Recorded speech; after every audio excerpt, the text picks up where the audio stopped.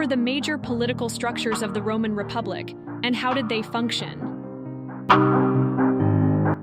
The Roman Republic had a complex political structure, including the Senate, consuls, and assemblies. The Senate, made up of aristocrats, advised on laws and policies, while two consuls held executive power and led the military. The assemblies, composed of Roman citizens, voted on laws and elected officials. This system balanced power among different classes, but was dominated by the elite patricians, leading to tensions with the plebeians. How did the Roman Republic transition into the Roman Empire under Augustus? The Roman Republic transitioned into the Roman Empire under Augustus, formerly Octavian, after a period of civil war and political instability. Following the assassination of Julius Caesar in 44 BCE, Octavian defeated Mark Antony and Cleopatra at the Battle of Actium in 31 BCE. In 27 BCE, he was given the title Augustus by the Senate, marking the official beginning of the Roman Empire. He maintained the illusion of republican rule while holding absolute power as princeps, first citizen, and imperator, commander-in-chief. His reign established the Pax Romana, a period of stability and expansion, and reformed the government, military, and economy, solidifying imperial rule. What role did Julius Caesar play in the decline of the Roman Republic? Julius Caesar played a key role in the decline of the Roman Republic by centralizing power and undermining traditional republican institutions. As a military general, he expanded Rome's territory through the Gallic Wars and gained immense popularity. His crossing of the Rubicon River in 49 BCE led to a civil war against the Senate and his rival Pompey, which resulted in his rise as dictator for life in 44 BCE. His reforms, including land redistribution and expanding citizenship, threatened the Senate's authority. Fearing his growing power, a group of senators assassinated him on March 15th, 44 BCE, the Ides of March, triggering further chaos and the eventual transition to the Roman Empire under Augustus. How did the Roman legal system influence modern legal traditions? The Roman legal system influenced modern legal traditions through its principles of justice, equality, and codified laws. The 12 Tables, 451 BCE, established the foundation for Roman law, ensuring that laws were written and accessible to all citizens. Later, the Justinian Code, Corpus Juris Civilis, compiled and organized Roman laws, shaping the legal systems of many European nations. Key Roman legal concepts, such as innocent until proven guilty, equality before the law, and the right to a fair trial, became fundamental principles in modern legal systems, including those of the United States and many European countries. What were the key causes and effects of the Punic Wars between Rome and Carthage? Hey, Tony, would you tell us about that? The Punic Wars, 264 to 146 BCE, were caused by competition for Mediterranean dominance, conflicts over trade routes, and Rome's expansionist ambitions. The wars led to Rome's victory, the destruction of Carthage, and Rome's control over the Western Mediterranean.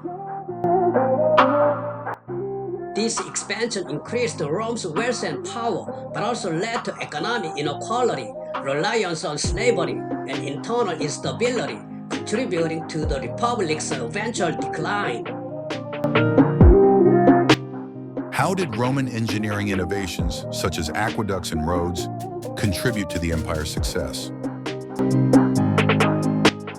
Roman engineering innovations, such as aqueducts and roads, contributed to the empire's success by improving infrastructure, facilitating trade, enhancing military mobility, and ensuring a stable water supply for cities. These advancements strengthened economic growth, communication, and the overall stability of the empire. What was the significance of the Pax Romana in shaping the Roman Empire? The Pax Romana, 27 BCE, 180 CE, was significant in shaping the Roman Empire by ensuring peace, stability, and economic prosperity.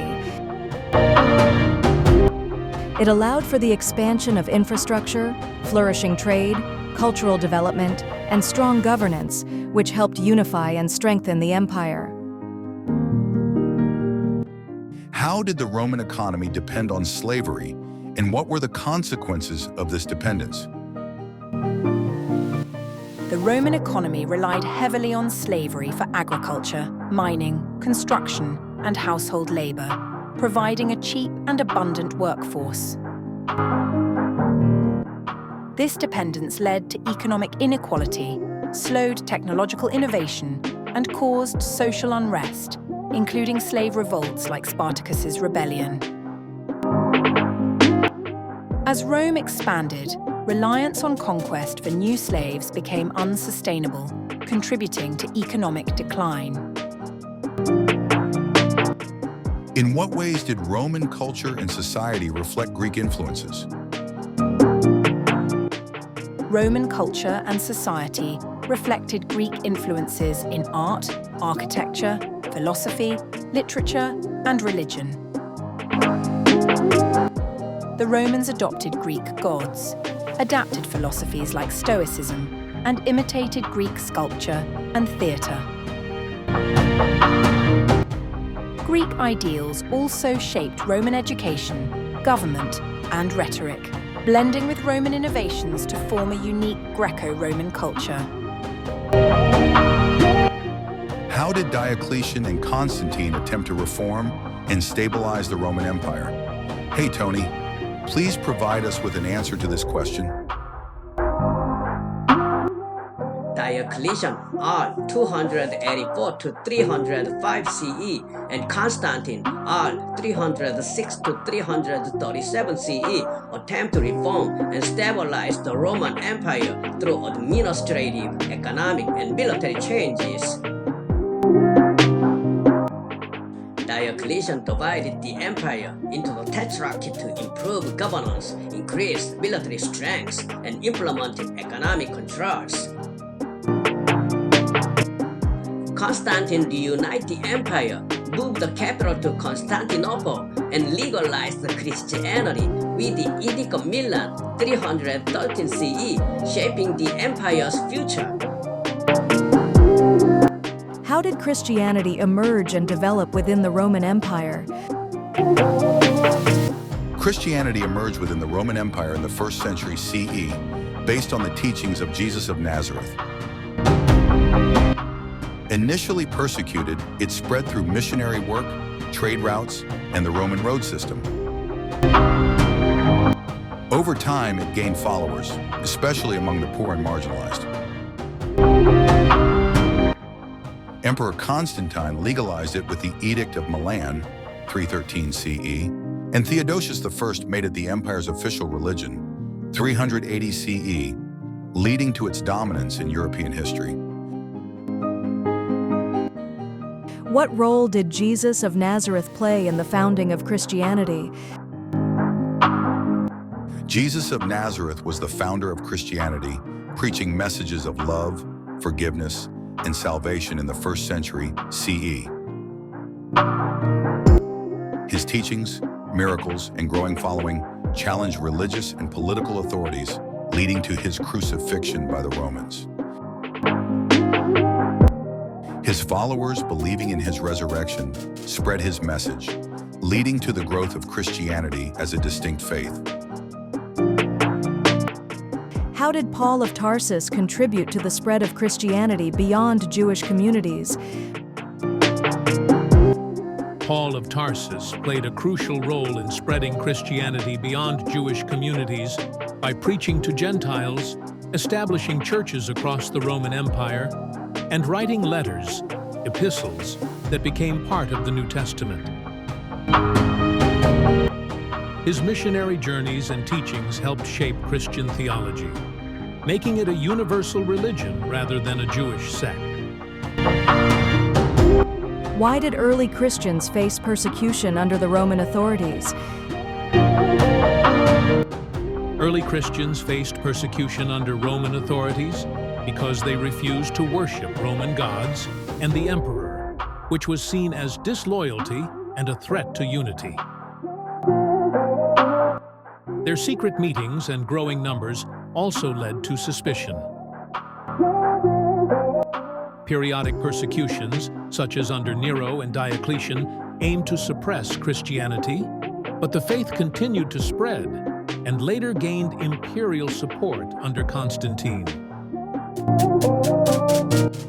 How did Emperor Constantine's Edict of Milan impact the status of Christianity in the Roman Empire? Hey, Tony, would you tell us about it?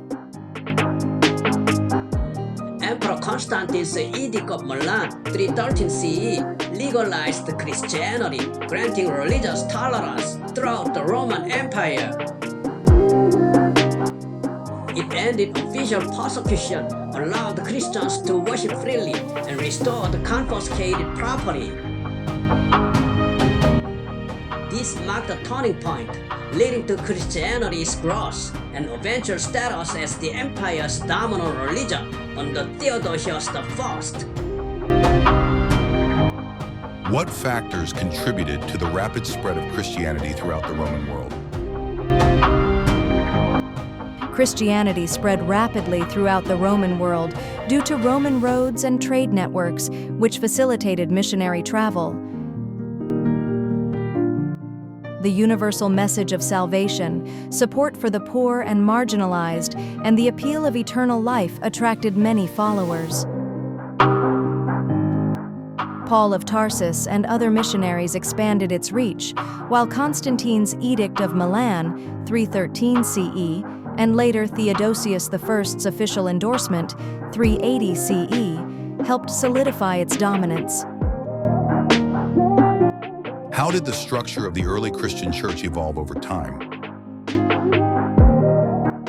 The early Christian church evolved from small, informal gatherings into a hierarchical organization.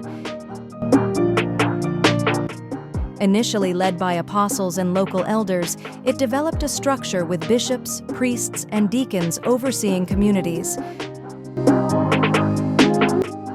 By the 4th century, the Bishop of Rome, Pope, gained prominence. Councils like Nicaea, 325 CE, established doctrine, and the church became increasingly organized, influencing Roman and medieval society.